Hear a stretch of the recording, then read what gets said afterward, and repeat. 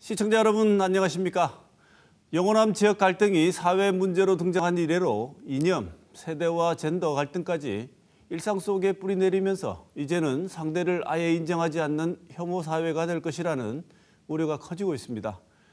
한국 사회의 갈등을 해결하고 국민 통합에 힘써야 할 정치권과 언론이 오히려 혐오를 부추긴다는 지적도 나옵니다. 대구문화방송이 창사 59주년을 맞아 대구 경북 지역민들의 관용도 조사를 한 결과에서 갈등의 심각성을 확인할 수 있었는데요. 하지만 관련 주제에 대한 대담을 본 시청자들의 관용도가 어떻게 변화하는지 관찰하는 실험을 통해 작은 변화의 단초도 발견할 수 있었습니다. 오늘 시사톡톡에서는 갈수록 깊어지는 우리 사회의 갈등의 실태를 짚어보고 사회 통합을 위해서 무엇을 해야 할 것인지 논의해보는 시간 마련했습니다. 오늘 모신 패널 소개합니다. 이강영 경북대 미디어 커뮤니케이션학과 교수 모셨습니다. 어서 오십시오. 안녕하십니까. 조성주 정치발전소 상임이사 모셨습니다. 어서 오십시오. 네, 반갑습니다. 네, 모두에서 말씀드린 것처럼 여러 가지 형태의 갈등이 심해지고 있는데요. 사회 갈등의 현주소 먼저 짚어보고 우리가 실시했던 조사를 내용을 바탕으로 토론을 한번 해보도록 하겠습니다. 먼저 한국 사회의 분열을 초래하는 갈등, 대표적으로 지적되는 것이 정치적 이념, 지역 감정, 세대, 그리고 이제 최근에 떠오른 젠더 갈등 등이 있습니다. 두 분께서 보실 때 한국 사회에서 가장 심각한 갈등 양상은 어떤 것이라고 보시는지 먼저 말씀을 듣고 시작하도록 하겠습니다. 이강영 교수님 먼저 말씀 주실까요? 예, 사회자님께서 4개 분야의 갈등을 말씀하셨는데 사실 정치 갈등 같은 경우는 저희들이 해방 전국 이후로 쭉 좌파 우파 갈등이 있었고 그다음 70년대에는 반독재와 민주주의 갈등 것들이 있었습니다. 쭉 상존해 왔고 사실 초고령 사회로 넘어오면서 또 세대 간의 갈등이 생기기 시작했고 지역 감정 같은 경우는 이제 1970년대부터 쭉 해왔는데 사실은 요즘은 지방이 어렵다 보니까 이 갈등이 드러나지 않는 상황은 아닌 것 같습니다. 하나를 꼽으라면 무엇보다도 저는 정치적 이념 갈등이 가장 큰 것이 아닌가라는 생각이 드는데요. 그 제 개인적인 생각일 수도 있겠지만 사실 2021년도에 저희들 조사는 아닙니다만은 통계청 성인조사가 행정연구원에서 했던 사회통합 실태조사가 있습니다. 그게 보면은 이제 가장 여러 분야별 갈등이 어느 정도 심각하냐라는 질문이 있었는데요. 제가 데이터를 보면 응답자들의 78.9%가 보수와 진보 이념 갈등이 가장 심하다고 답했고요. 그리고 나머지 노인과 젊은이 갈등은 60.5%, 그리고 젠더 갈등이 51.7%. 이런 거 보면 일반 국민들의 인식도 저하고 비슷하게 정치적 이념 갈등이 가장 심각하지 않겠느냐라는 생각이 드는데 저는 무엇보다도 이 갈등의 성격을 보면 지금 심각한 정도를 볼 수 있는 게 과거 같은 경우는 정치 이념 갈등이 특정 신념을 가지고 특정 집단들 간의 주체와 대상의 갈등이 있었다면 요즘은 이런 정치적 이념 갈등이 일반화되고 일상생활 속에 뿌리 박혀 있고 그리고 대상도 보편화되어 가고 있다. 이게 가장 큰 문제가 아닌가 생각이 듭니다. 정치적 이념 갈등이 이제는 거의 일상화돼가는 양상이 심각한 문제이다. 조 이사님 어떻게 보십니까? 저 역시 이제 비슷하게 보고 있습니다. 최근에 이제 진영 간의 양극화라고 그러죠. 정치 이념 갈등이 굉장히 격화되는데 이게 단순히 이제 뭐 각자의 신념을 가지고 지금 갈등이 격화되는 것이 아니라 각자 진영에 그것도 각자 진영에서 가장 센 목소리들을 이제 동원해 가지고 이제 하는 정치 이념 갈등 형태로 바뀌고 있거든요. 이 갈등이 저는 지금 한국 사회에 굉장히 많은 이제 분열과 문제점을 낳고 있다. 그리고 젊은 층에서는 젠더 갈등이 굉장히 큰 갈등이라고 보이긴 하거든요. 근데 문제는 뭐냐면 이 정치 이념 갈등이 젠더 갈등, 세대 갈등을 더 격화시키는 방식으로 작동하고 있는 것. 전 이게 좀 더 문제라고 보는 거예요. 어떤 면에서 갈등이라는 건 무조건 부정적인 게 아니라 때로는 그 갈등을 통해서 사회가 통합되기도 하고 새로운 생각들이 들어오기도 하는 거거든요. 근데 지금의 정치 이념 갈등들은 오히려 이 나머지 젠더나 세대나 심지어 이제 지역 감정마저도 이제 다시 이제 더 격화시키는 갈등으로 좀 뭐랄까요? 타협되지 않는 갈등으로 자꾸 몰아가는 형태. 이런 것들 현상이 나타나고 있어서 저는 큰 문제의식을 가지고 있습니다. 이강생님 말씀, 조 이사님 말씀을 이렇게 종합해서 보면 지금 정치적인 갈등이 가장 중요한 갈등이라고 이 교수님 지적하셨는데 조 이사님 말씀을 들어보면 이게 결합되는 형태, 예를 들면 정치 이념과 세대가 결합되면 폭발적인 또 효과, 그다음에 정치 이념과 젠더가 결합하면 또 나누어져서 또 폭발적인 결합 효과가 나타나는 거. 그게 이제 일상화돼 버린다는 거지요. 그죠. 이제 갈등이 이제 결합된다고 양상을 볼 수도 있지만 제 같은 경우는 가장 그 갈등의 최상위 예를 들면 포식자의 개념으로 보면 정치 담론이 아닐까. 세대 간의 갈등도 정치화되고 그다음에 젠더 간의 갈등도 정치화되는. 결국 세대 간의 갈등과 젠더 간의 갈등이 나중에 궁극적인 측면에 가서는 정치의 갈등으로 전환되는 효과를 보여요. 네. 그래서인지 몰라도 최근에는 예전에는 광화문에 집회가 있으면 한 정치 집단의 집회가 있고 다른 쪽에서는 또 없고 이랬는데요. 최근에는 주말에 양 집단이 같이 나가고 있습니다. 그래서 광화문 일대에 보면 진보 보수가 이제 거의 맞불 집회에 비슷한 양상이 벌어지는데 두 분 말씀에도 아까도 있었지만 자꾸 이렇게 좀 더 센 목소리, 가장 극단적인 목소리를 키우기 위해서 목소리가 점점 더 격화되는 양상을 보여주고 있는데 이런 진영 간의 양극화 현상 이유가 뭐라고 보십니까? 조 이사님 먼저 말씀 주시죠. 여러 가지 측면으로 사실은 뭐 살펴볼 수 있을 만한 현상이라고 생각해요. 네. 근데 이제 오늘은 두 가지 측면만 이제 먼저 짚어보면 하나는 민주주의 안에서 정치라는 거는 그러니까 민주주의라는 건 굉장히 생각이 되게 다양하고 다른 생각들이 그 안에서 같이 경쟁하는 건데 문제는 지금 센 목소리들을 통해서 나머지 생각들을 이제 누를 수 있다. 그리고 그게 효과적이라는 이제 정치 전략들을 각 진영들이 이제 사용하기 시작하면서 제가 볼 때는 이제 진영 간의 이제 동원 전략이 작동하고 있다 이렇게 보이고요. 두 번째는 저는 일종의 요즘에 이제 팬덤 정치라고 이제 얘기하기도 하는데 그러니까 과거에는 각 정당들이 자기 정당의 지지 기반이 뭐 예를 들면 기업이라든지 또는 사회 경제적 약자라든지 어떤 지역이라든지 이렇게 이제 구체적이었는데 이젠 그런 실무화된 것들이 아니라 온라인상에서의 어떤 팬덤을 모아가지고 그것만으로도 충분히 효과적인 정치 효과를 볼 수 있다. 이렇게 생각하게 되니까 정치나 정당들이나 정치인들이 향하는 말이나 예를 들면 정치 행위들이 어떻게 보면 소위 말하는 SNS에 있는 어떤 그 SNS 하는 사람들과 크게 달라지지 않고 자꾸 센 목소리를 통해서 더 이제 극단적인 생각을 가진 사람들을 좀 동원하게 되는 이런 전략으로 자꾸 치우치고 있는 거죠. 네, 이 교수님 어떻게 보십니까? 예, 뭐 조 이사님의 그런 정치적 해석 저도 공감합니다. 근데 저는 이제 또 미디어학자이다 보니까 미디어나 언론 환경의 측면에서 한번 볼 필요가 있지 않느냐. 왜냐하면 그런 센 목소리를 내는 것도 한 유권자의 개인과 집단들이 모여서 그렇게 센 목소리를 내는 거거든요. 그럼 저는 심리적으로 이 개인들이 왜 그럼 이렇게 센 목소리를 내도 되느냐라는 생각을 할까라는 걸 보면 온라인 환경이 굉장히 중요하다라고 보는데 사실 이 2000년대 초반에 나왔던 책에 이제 하버드 대학의 선스타인 교수님이 쓴 책인데 온라인 환경이 되면서 이런 것이 도래할 것이다라고 말한 용어가 집단 극화입니다. 집단 극화는 온라인 미디어 환경이 만들어내는 그런 사람들의 의견에 극화된 양상일 것이라고 표현하는데 왜냐하면 지금 이제 요즘 저널리즘의 지난 뭐 한 10년간의 화두가 기성 언론에서 화두가 가짜 뉴스의 팩트 체크라는 난이 있습니다. 그러니까 기성 언론이 팩트를 가지고 저널리즘 보도를 하는데 이분들이 팩트 체크라는 코너를 만들어 가지고 체킹을 하고 있어요. 가짜 뉴스 이야기. 그건 어디서 무슨 체크를 하느냐? 상당 부분 이제 유튜브와 같은 채널에서 이거는 저널리즘의 영역 바깥에 존재하기 때문에 뭔가 요구를 하지 않습니다. 저널리즘의 윤리를 요구를 하지 않는 거거든요. 그러면 항상 동일한 특정한 왜냐하면 입장의 목소리를 내게 되고 그럼 그걸 또 신념이 맞는 사람들이 들어가서 봅니다. 그래 봤을 때 동일한 목소리를 계속해서 반복적으로 듣고 그걸 듣는 사람이 공감하는 사람이 많다라고 생각이 들면 사람들이 혼자 있을 때 생각하는가 보다는 혼자 있을 때 생각해서 결정 내리는 행동보다는 훨씬 더 강한 형태로 극화가 됩니다. 그래서 이제 선스타인 교수 같은 이런 건 이제 아랍의 테러리스트가 뭐 그런 형태로 극화돼 가지고 행동으로 나타난다고 보는데 그렇게 됐을 때 지금 그런 강한 양상이 같이 듣는 사람들이 나의 생각에서 사람들이 동조를 하고 있구나라고 생각을 하면 목소리를 강하게 내는 것이죠.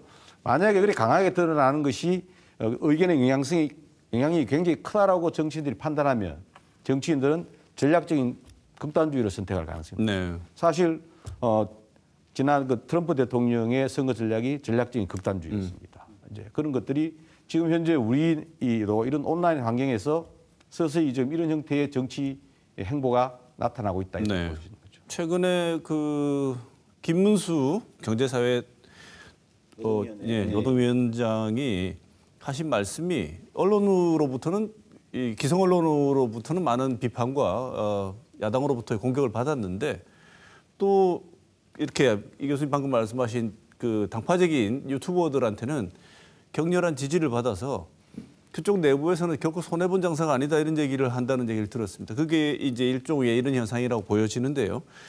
그래서 이제 단순한 편가르기나 이렇게 특정 집단이나 개인에 대한 자기들끼리 지지하는 사람끼리 모여 있다는 게 문제가 아니라 상대방을 공격한다는 거죠. 편을 혐오의 대상으로 삼고 증오하고 배제하는 이런 대상으로 만들어 나가는 이런 과정이 자연스럽게 형성이 되는데 이것들은 이제는 뭐 찾아보기 힘든 게 아니고 그냥 쉽게 볼 수 있는 사례 같은데 조사님 예를 들어서 뭐 이런 현상들 뭐 들고 싶은 사례 같은 게 있나요? 굉장히 많죠. 지금은 뭐 한국에서만이 아니라 앞에도 이제 교수님께서 잘 설명해 주신 전 세계적으로 이런 식의 정치 전략이나 이 갈등을 동원하는 방식이 이제 보편화되고 있고 그 와중에 일종의 포퓰리즘이나 또는 파시즘 같은 이제 전체주의적 현상들이 나오고 있는 것 같습니다. 네. 그리고 그런 정치 전략은 늘 어떤 것들을 사실 가지고 오냐면 지금 이제 진행자께서 말씀하신 거대로 특정 집단에 대한 배제와 혐오, 예를 들면 이런 것들을 같이 결합했을 때 가장 폭발력이 있는 거거든요. 유럽에서는 그게 보통 난민이나 이런 쪽을 이제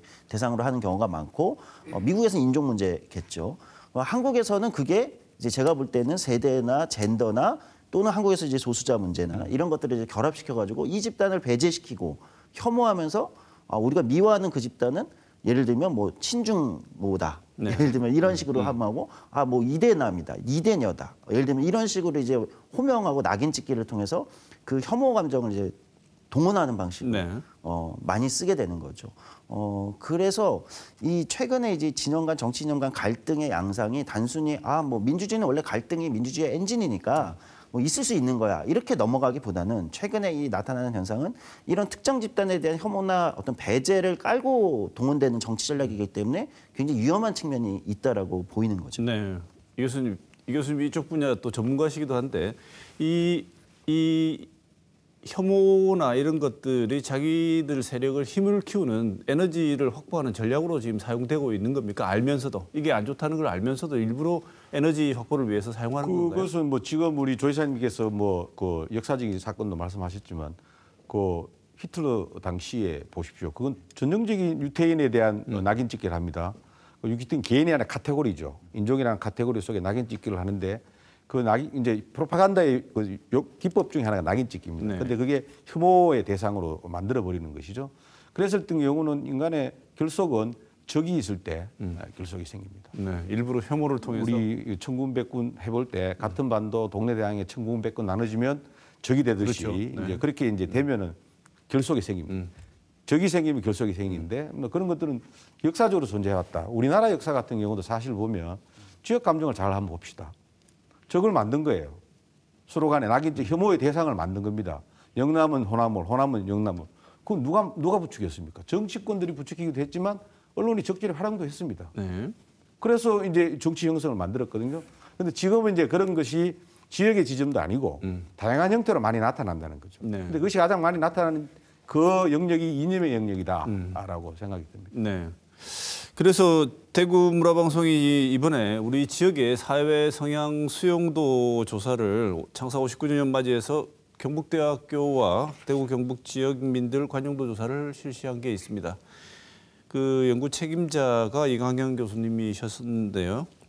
지금 대구 경북 지역민들의 갈등에 대한 인식과 관용도 조사라는 제하로 연구를 수행하셨는데 먼저 이 조사 취지 내용 간략하게 한번 소개를 해주시죠. 예, 먼저 뭐 저희들이 이제 대구 MBC에서 목적이 기획을 먼저 했었습니다. 네. 그래서 이제 그동안 대구 경민들의 그 갈등에 대한 인식 그리고 관용도는 조사한 적이 한 번도 없었기 때문에 네. 이걸 한번 보고 싶습니다. 자문 부탁합니다라고 해서 저희 미디어 커뮤니케이션 학과로 왔는데 저희들이 그 좋은 의도라고 판단했고 저희들이 또 추가를 시킨 게 뭐냐 하면은 그렇다면은 그럼 이 만약 갈등이 관용도가 굉장히 대구 경북의 폐쇄성이나 보수성 때문에 굉장히 많아질 거라고 만약 예상이 된다면 이런 갈등을 해소하기 위해서 어떤 걸 한번 단초라도 마련해 볼까라는 차원에서 저희들이 좀 연구 설계를 또 했습니다. 네. 어떻게 했냐면 특정한 갈등 그다음에 관용도가 낮은 분야가 있으면 그 분야를 가지고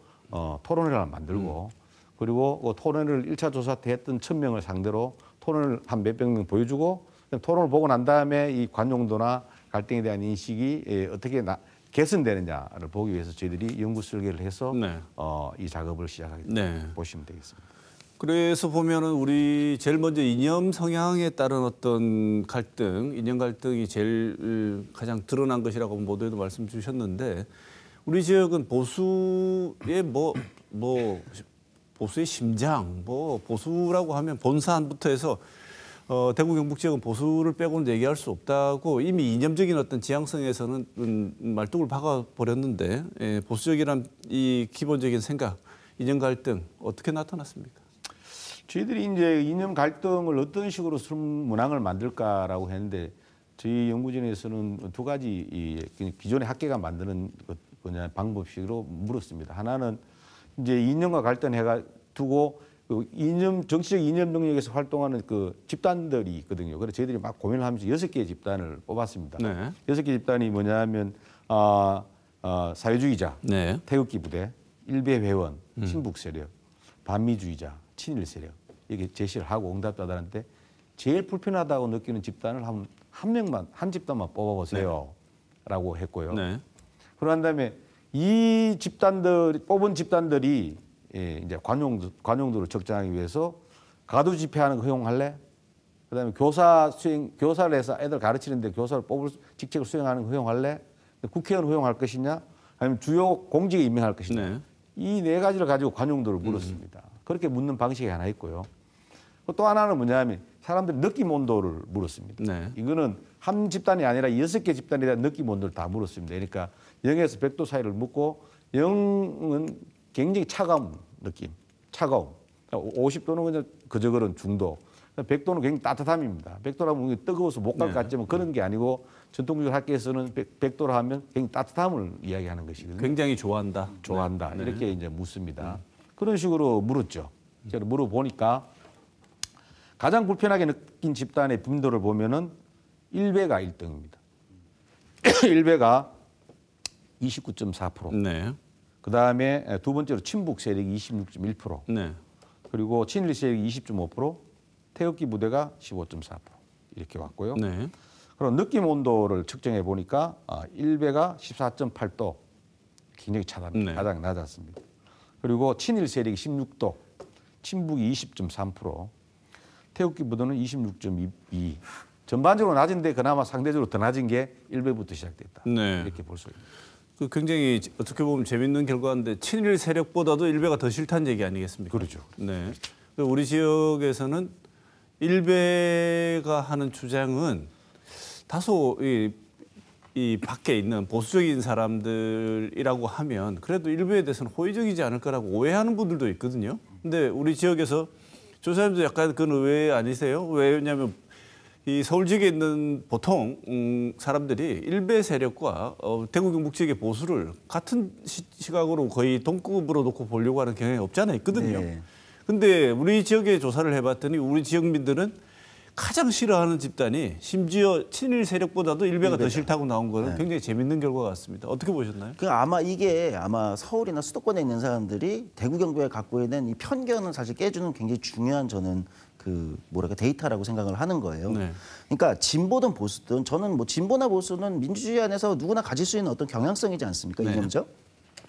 근데 진보든 보수든 일베 정도의 극단화된 주장은 아직 우리 사회가 용납하기는 어렵다. 내가 아무리 보수여도. 그리고 대구 경북에서조차 보수가 보통 많다고 하는 대구 경북에서조차도 그건 수용될 수 없다. 왜냐하면 이건 민주주의 밖에 있는 굉장히 일탈된 어떤 흐름이라고 보기 때문에 저는 그런 측면에서 본다면 저는 이게 놀라운 게 아니라 그걸 놀랍게 보는 건 오히려 서울이나 수도권이 오히려 묘한 어떤 차별적 시선이 있는 거죠. 네. 대구 경북이나 어떤 지역에 대한 저기는 그냥 무조건 보수 찍을 거야. 저기는 무조건 특정 정당을 찍을 거야. 그러니까 아마도 그런 쪽을 호감을 가지지 않겠어. 이런 사실은 그 안에는 수도권이 지역을 보는 저는 차별의 시선이 있다. 네. 편견과 차별의 시선이 있다. 이렇게 생각합니다. 네, 아주 중요한 포인트를 어떻게 보면 결과에서 나온 거라고 생각하는데요.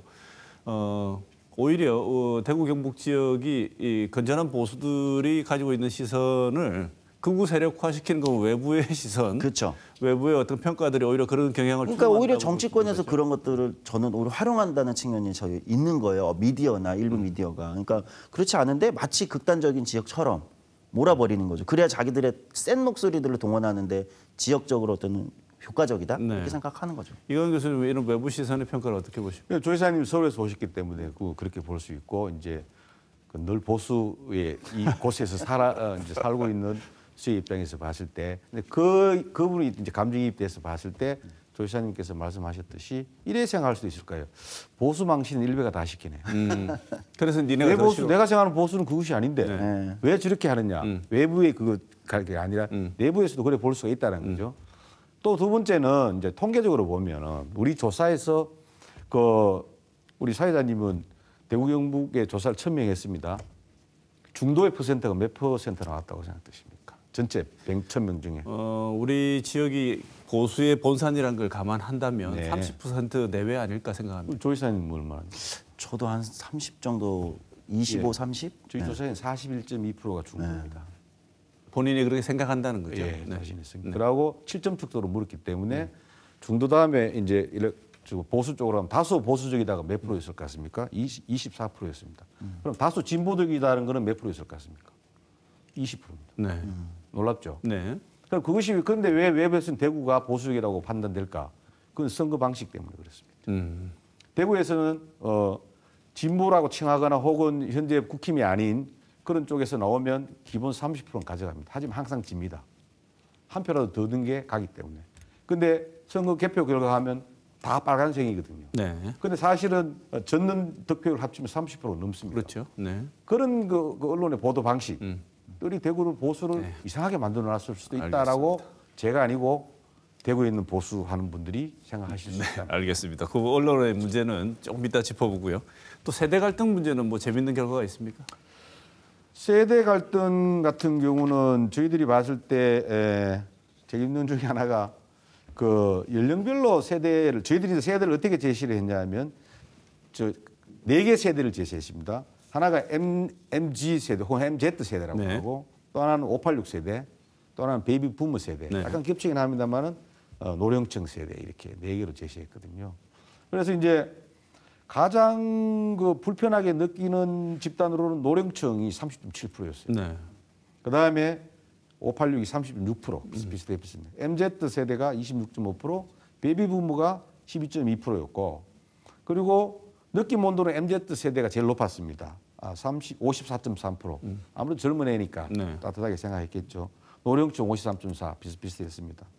그래서 느낌 온도는 586이 49도 비슷비슷했는데 이걸 연령별로 보면은 되게 재밌는 게 10대와 20대는 586 세대를 제일 불편하다고 생각합니다. 네. 그리고 30대에서 40대까지 50대는 좀 약간 다른 쪽에 더 많긴 한데 거의 비슷하게 30대, 40대, 50대가 노령층을 가장 불편하게 느낀다라고 답했는데 되게 재밌는 현상이다 이렇게 볼 수 있습니다. 노령층 분들은 뭐 기분이 좋지는 않을 것 같은데 전체적으로도 별로 안 좋아한다는 게 나오는데 우리 조 이사님 MZ 세대 받으시죠?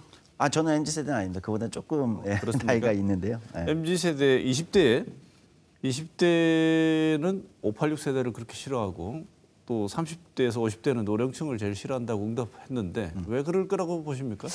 저는 이거는 뭐 얘기를 나눠보면 네. 제가 그래도 이제 MZ 세대 쪽 친구들하고 이제 나이 차가 조금 있긴 하지만 어떤 가까운 편이니까 그나마 얘기를 나눠보면 저는 이 586 세대라는 단어에는 단순히 어떤 연령대를 보는 게 아니라 어떤 가치가 들어가 있는 거지 않습니까? 네. 586 세대라는 건 한국에서 상당히 정치적인 용어거든요. 특정 그러니까 50대에 80년대에 대학을 나왔고 이제 60년대생들. 그러니까 어떤 특정한 이제 조건들이 붙는 사람들이죠. 우리 지금 현재 정치 경제에서 소위 말하는 이제 주역들이라고 할 수 있는 가장 권력 자원을 많이 갖고 있는 정치 경제. 이제 이 집단을 통칭하는 거기 때문에 지금의 10대, 20대가 볼 때는 대한민국에서는 지금 586 세대가 대한민국 사회 소위 말하는 기득권인 거 아닌가 이렇게 이제 인식되기 때문에 기득권이라는 단어는 상당히 좀 어쨌든 좀 뭐랄까요 불편함을 네. 느낄 수밖에 없는 집단일 것 같아요. 그러니까 그만큼 바뀐 거죠. 기득권처럼 보인다. 이런 인식이 들어가 있는 것 같고요.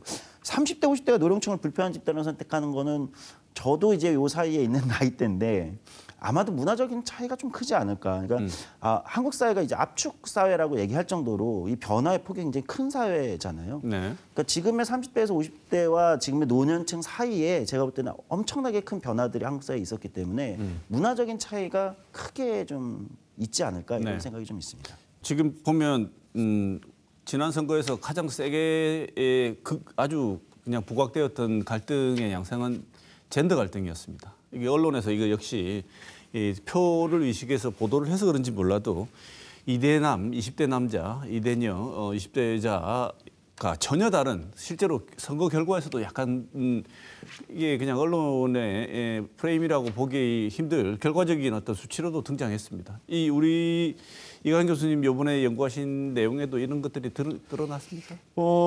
이제 젠더 갈등과 관련해서 저희들이 이제 이 갈등의 영역이 어떤 집단을 선택해서 제시를 할까라고 하다가 저희들이 했는 게 페미니스트, 네. 비혼주의자, 그다음에 가부장주의자, 남성 우월주의자 이렇게 4개 집단을 가장 불편한 집단을 골라라라고 했더니 1위가 페미니스트였습니다. 39.3%.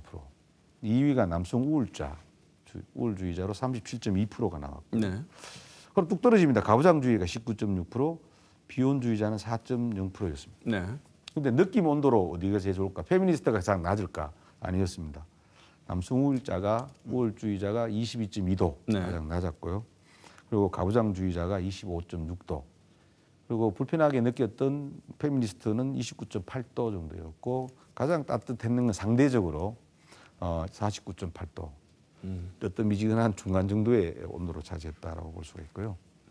그러면 페미니스트 집단을 가장 불편하다고 느끼게 한 초이스를 한 그 인구 사회학적인 것은 뭐냐 보면은 10대에서 30대가 페미니스트를 가장 불편하게 느꼈다고 하고요. 네. 미혼 그리고 남자 여자 중에 남성이 페미니스트를 가장 불편하게 집단이라고 꼽았습니다.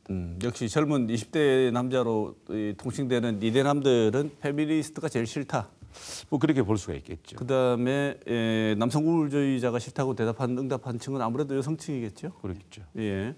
그런데 여기서 어떻게 보면 이 젠더 갈등에서 재미있는 거는 남자든 여자든 결혼 안 하겠다는 사람들은 우리 사회에서 더 이상 그 온도계로 보면 미워하거나 이런 거하고는 전혀 관계없는 일반적인 현상, 결혼은 선택이다의 영역에 이미 진입한 것처럼 보이는데 상대적으로 조사님 어떻게 보십니까 이거는? 그러니까 이게 이제 한국에서 실제 젊은 층에서 젠더 갈등이 없는 게 아니라 실제 그렇게 인지를 하고 있다. 많은 10대, 30대 남성, 여성들이.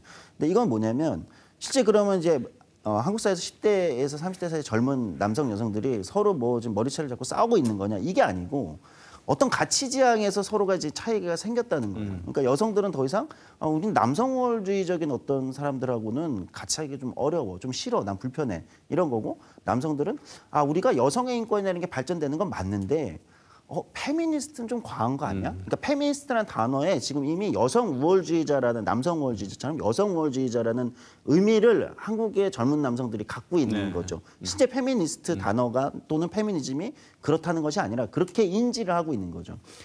그래서 저는 오히려 이 조사를 보면서 오히려 한국의 젊은 층의 젠더 갈등은 중간 어느 지점에서 타협을 볼 가능성이 있지 않을까. 저는 오히려 좀 희망적으로 보는 편이에요. 다만 정치권이 선거에서 2대남 2대녀 이런 투표 동원 전략으로 이걸 과하게 활용하지만 않는다면 자연스럽게 중간 어느 지점에서 과한 어떤 흐름들은 서로 이제 제거하고 중간 정도에서 만나지 않을까 저는 좀 가능성을 보는 편입니다. 양우월을 표방하는 어떤 슬로건을 내거는 집단도 사실은 우리 사회의 젊은 층들은 좋아하지 않는데 정치권에서 선거 때 필요한 못된 전략으로 사용해서 이게 강화된 측면이 없지 않아 있는 것 같다. 이거는 우리 정치권 문제와 언론 문제를 다룰 때 다시 한번 짚어보겠습니다.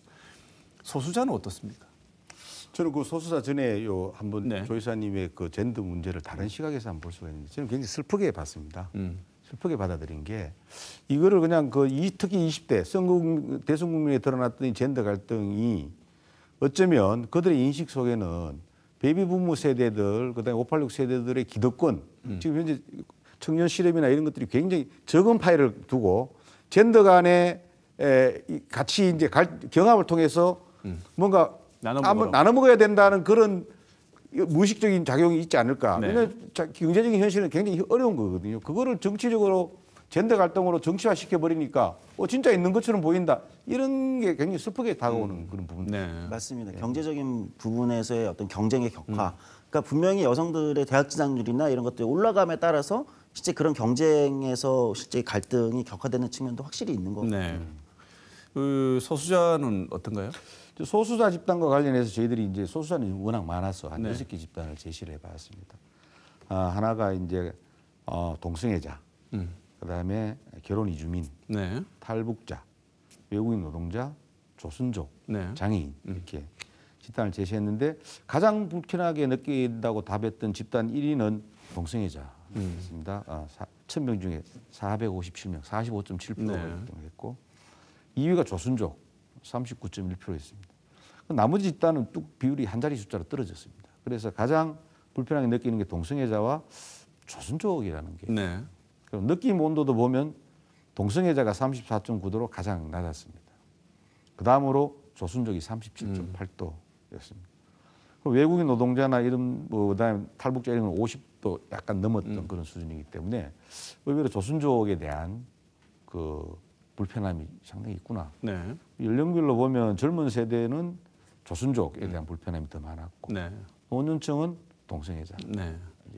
그 노년층의 동성애자를 불편한 집단으로 지목하는 것 자체는 그렇게 놀랍지 않은데 젊은 세대가 조선족을 이렇게까지 싫어할 것이라고는 잘 쉽게 생각할 수 없었던 결과 같은데 이 부분에 대해서는 뭐 특집 토론도 우리 조 여사님 같이 한번 했었습니다만 이 조선족에 대한 이미지는 이 미디어가 만든 부분이 상당히 있는 것 같은데 어떻게 보십니까? 그렇죠. 사실 저는 미디어의 역할들이 상당히 있었다. 그러니까 무슨 범죄의 온상처럼 그리고 범죄율이 굉장히 높은 어떤 집단처럼 그리고 이렇게 계속 이제 미디어에서 이제 계속 보여주다 보니까 그렇게 이제 인지를 하게 되는 거죠. 여기에다가 이제 일종의 반중 정서라는 게 이제 있는 거잖아요. 이런 것들이 겹쳐지면서 계속해서 이제 그들을 굉장히 이제 뭔가 안 좋은 집단으로 여겨지게 되는 이거야말로 저는 일종의 혐오적인 현상이 나타나고 있는 거 아닌가라고 보입니다. 네. 그러면 이 내용들에 두 분 다 이렇게 말씀하실 때 보면 어떤 민주주의 사회에서 어떤 양상이든 갈등은 있게 마련이고 그 갈등을 조정하고 그것을 발전의 동력으로 승화시키면 되는데 그게 아니라 이렇게 상대방을 혐오의 대상으로 전환시키는 이유가 나와 다름으로 인정하지 못하는 관용도가 떨어져서 그렇다는데 그래서 연구 설계에서 교수님 모두에 말씀하셨지만 관용도 조사를 또 따로 하셨다고 하는데 그 결과는 어떻게 나왔습니까? 관용도 조사 같은 경우는 저희들이 이제 말씀드렸다시피 네 가지 영역에서 싫어하는 집단에 대한 관용도 허용할 것이냐 말 것이냐 정부가 허용해 줘야 되느냐 말 것이냐에 대해서 가두 지표 이렇게 나왔지 않습니까?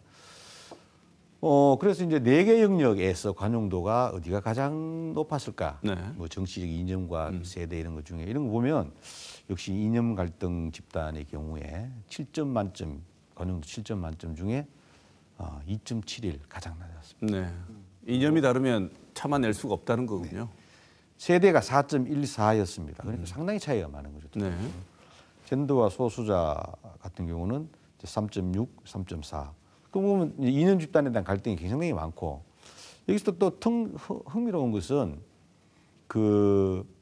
당신은 얼마나 관대하냐고 물었어요.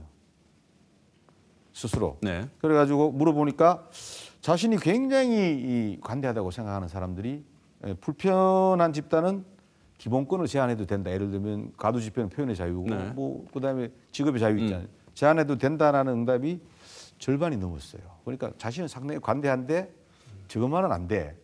안 되는 이유는 자기의 가치나 태도의 문제가 아닌 다른 무엇으로 한다. 그러니까 나는 관대하기 때문에 너희들끼리 알아서 모여서 살는 것은 내가 간섭하지 않을 자신이 있는데 우리 공적인 책무를 담당하는 것은 절대 안 된다고 대답한 그 심지어 개인이 누려야 하는 기본적인 기본권인데도 제한할 수 있다가 반이 넘었다는 거죠. 예. 그리고 더 충격적인 것은 교육 수준입니다. 교육 수준이 높으면 우리가 일반적인 통념은 관용도가 높거든요. 그 이해하는 관용도. 근데 교육 수준이 높은 사람들이 정치적 이념의 집단 중에 하나를 뽑아가지고 얼마만큼 허용할래라고 했더니 의외로 부적인 관계가 나왔습니다. 대학원까지 졸업한 사람들의 관용도가 중졸 관용도보다 훨씬 더 낮았다라는. 많이 배울수록 용서를 못 하는군요. 관용할 용서가 아니죠. 관용이 안 되는군요. 같이 사는 거에 대해서 인정할 수 없다. 정치적 이념에 있어서는 고영역에서만 그래 나타납니다. 특히나 정치적 이념에 있어서 고영역에서만 그런 식으로 나타나고 다른 영역에 그래 안 나타납니다. 네. 그런 거 보면 이 이념이라는 갈등은 이미 우리가 뭐 토론을 통해 가지고 이런 걸 벗어난 이미 굉장히 심각한 수준의 정치적 이념 갈등이 나타나지 않는다. 네. 이렇게 볼 수가 있다는 거죠. 알겠습니다. 조 지사님, 그 기본권도 제한할 수 있다는 이런 결과 어떻게 보십니까? 이게 가장 위험한 저는 시그널인 것 같아요. 네. 그러니까 한국 사회 민주화가 되고 이제 한 30년이 지났는데 보통 그런 얘기 하지 않습니까? 민주화 이후에 민주주의라고. 민주화는 했지만 그 안에 민주주의가 안착하기 위해서는 사실 시민들도 우리의 어떤 헌정 질서라든지 기본권이라든지 시민적 자유라든지 이런 것들이 다 이제 스스로 이제 체화되는 과정이 사실 필요하거든요. 근데 지금 우리는 그게 다 체화되기도 전에 제가 볼 때는 이 정치적 이념의 과도한 앞서 우리가 짚어본 이제 진영 간의 양극화를 계속 동원하는 이 갈등들이 사람들을 지금 뿔뿔이 예를 들면 이제 그 흩어놓고 있는 거죠.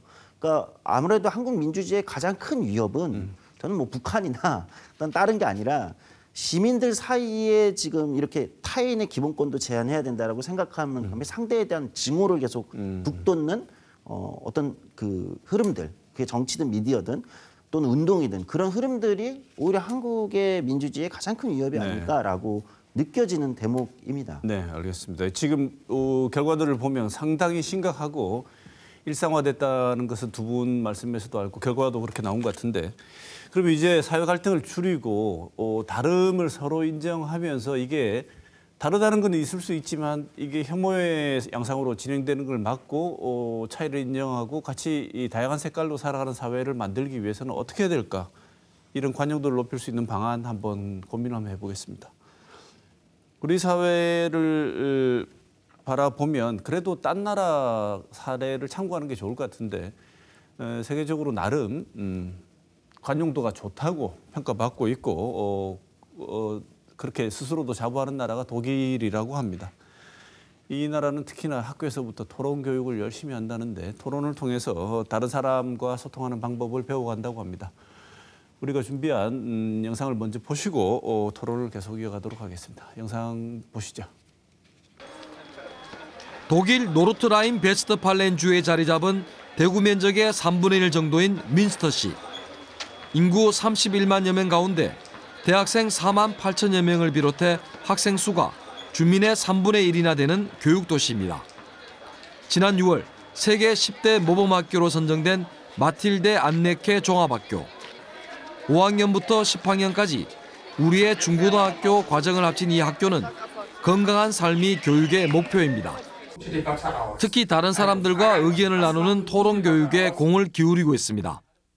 Wir beschäftigen uns ja bei Jugend debattiert mit der Debatte und bevor es gleich praktisch wird und wir in die Debatte selber gehen, wollen wir natürlich noch mal kurz uns vergewissern, was macht denn eigentlich eine gute Debatte aus, von der alle profitieren.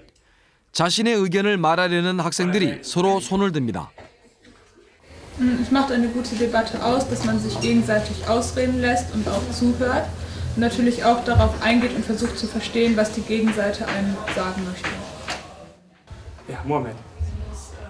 교사로부터 발언 기회를 얻자 또 다른 학생은 거침없이 자기 생각을 말합니다. Dann versteht man es besser und so. Dann funktioniert es auch besser, wenn man eher sachlich redet. Dass man quasi auch wirklich die andere Seite in irgendeiner Art versucht nachzuvollziehen, auch wenn man jetzt vielleicht nicht der Meinung ist, aber dass man trotzdem halt quasi versucht zu verstehen, was auch an der anderen Seite vielleicht auch stimmt, wo die auch teilweise recht haben und nicht die ganze Zeit nur auf seine Seite fokussiert ist. 이곳 학생들은 어릴 때부터 다른 생각을 가진 사람들과 토론하는 문화에 익숙해져 있습니다. Nie zu früh, um damit anzufangen, Diskussionskultur zu lernen. Und ganz häufig passiert das informell. Das heißt, wenn beispielsweise in einer Gruppe in einer Kindergartengruppe, in einer Grundschulklasse oder auch bei uns in einer Klasse beispielsweise eine Situation auftritt, wo unterschiedliche Personen unterschiedliche Meinungen haben. 독일에서는 어떤 주제에 대해 찬성과 반대로 나눠 토론하는 학교 교육이 일상적입니다. 토론을 할 때는 논쟁을 벌이지만 끝나고 나면 언제 그러냐는 듯이 행동하는 것이 너무도 자연스럽습니다. Ja, genau, das ist uns ganz wichtig, dass jede und jeder Schüler wirklich in den Genuss kommt, das zu lernen. Also in Jahrgang 7 wird das jahrgangsübergreifend unterrichtet und dann wird im Deutschunterricht und in den Lernzeiten ganz viel debattiert. 토론이 서로의 마음을 알아가는 즐거운 문화로 자리 잡은 독일은 전 세계적으로도 관용도가 가장 높은 수준입니다. 1981년부터 사회과학자들이 글로벌 네트워크를 만들어 100여 개 국가들을 상대로 사람들의 가치관과 믿음, 관용도 등을 조사하고 있습니다. 올해 발표된 최근 5년 동안 59개국을 상대로 이루어진 조사 결과에서 이웃으로 에이즈 환자를 원하지 않습니까? 라는 질문에 독일은 6.2%만 그렇다고 응답했습니다. 한국 92.9%, 일본 51.6%, 미국 12.3%였고 조사 대상 국가 평균 40%와 비교하면 독일은 매우 낮았습니다. 이웃으로 외국인 이주 노동자를 원하지 않습니까? 라는 질문에도 독일은 그렇다가 3.9%였습니다.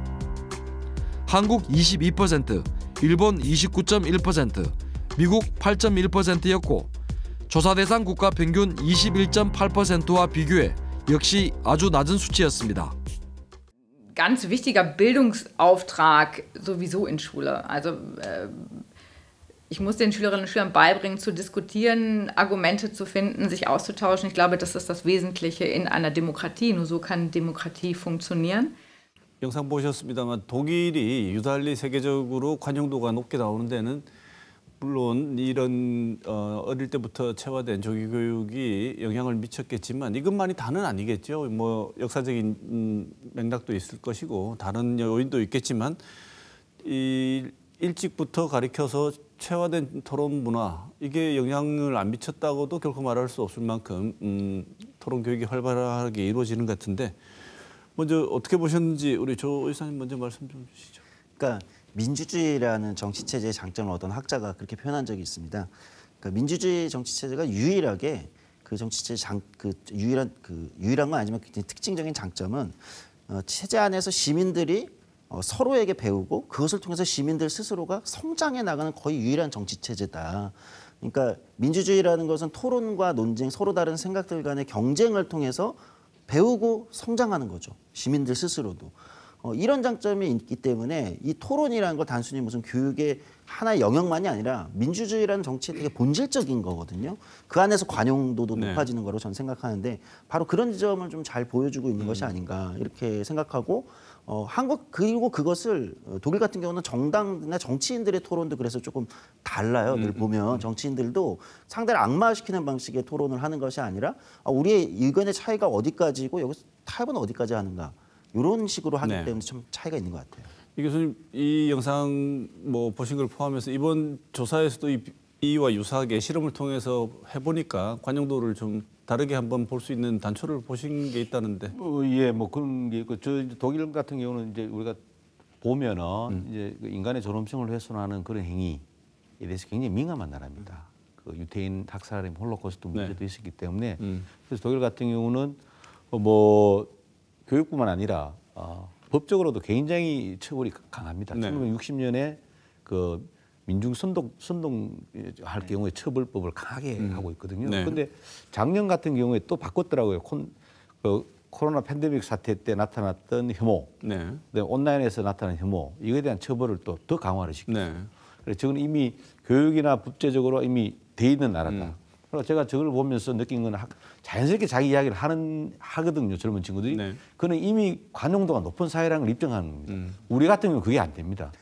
우리는 토론을 시키라 그러면 저렇게 자연스럽게 안 나오거든요. 그래서 저희들이 이제 이번 설계를 통해 가지고 해본 게 이제 토론회를 뭘 했냐면 4개 영역을 토론을 하기에는 너무나 많아가지고 이제 사회적 약자에 대한 차별금지법을 주된 내용을 하지만 우리가 조사했던 4개 영역에 관용이 얼마만큼 중요한가를 이렇게 토론을 하게 했었죠. 네, 네. 그렇게 하게 했는데 저희들이 보니까 뭐라고 가장 건 소수자 집단에 대한 관용도, 느낌 온도가 상당히 많이 올랐다라고 볼 수 있고, 그리고 세대나 젠더에 대한 관용도도 상당히 많이 올랐습니다. 근데 이념은 아무 상관이 없었고 오히려 떨어졌습니다. 네. 이제 이런 게 이제 좀 심각하다. 아까도 이야기했지만은 토론의 효과는 나타날 수 있는 분야가 있지만 이미 고착화되고 심화된 분야에 있어서는 이것 가지고는 안 된다. 시스템적으로 뭔가 깊은 고민이 필요하다. 네.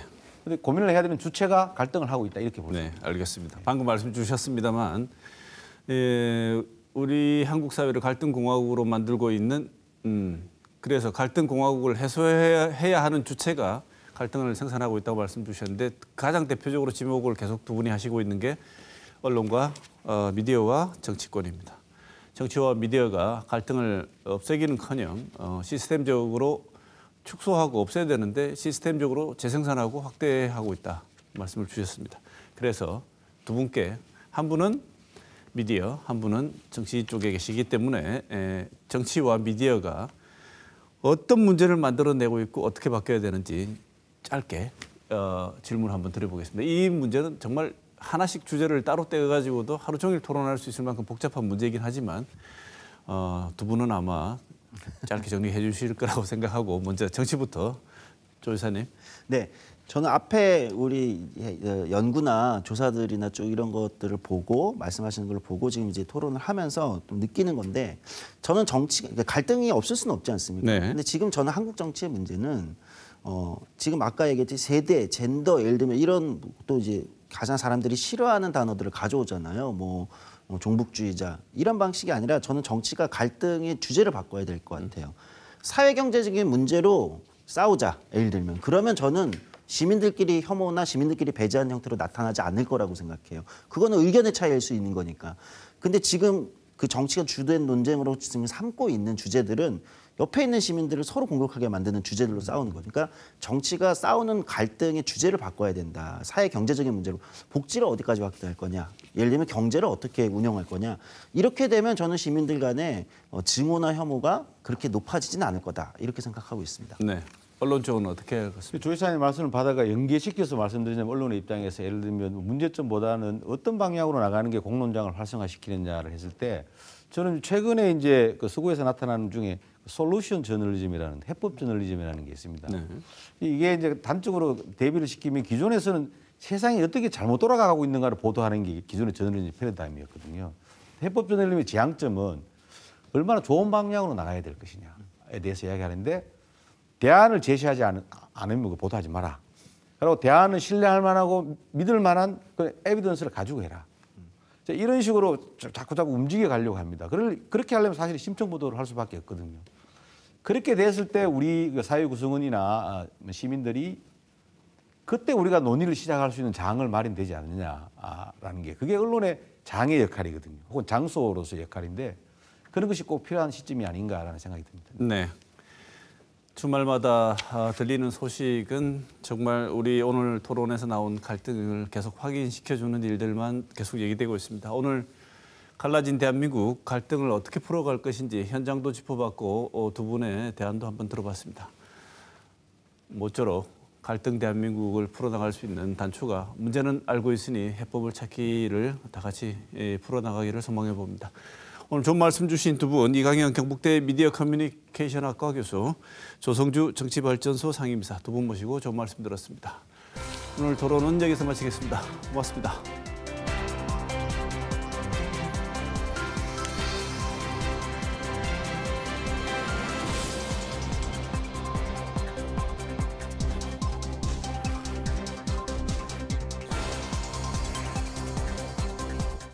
만나면 좋은 친구 MBC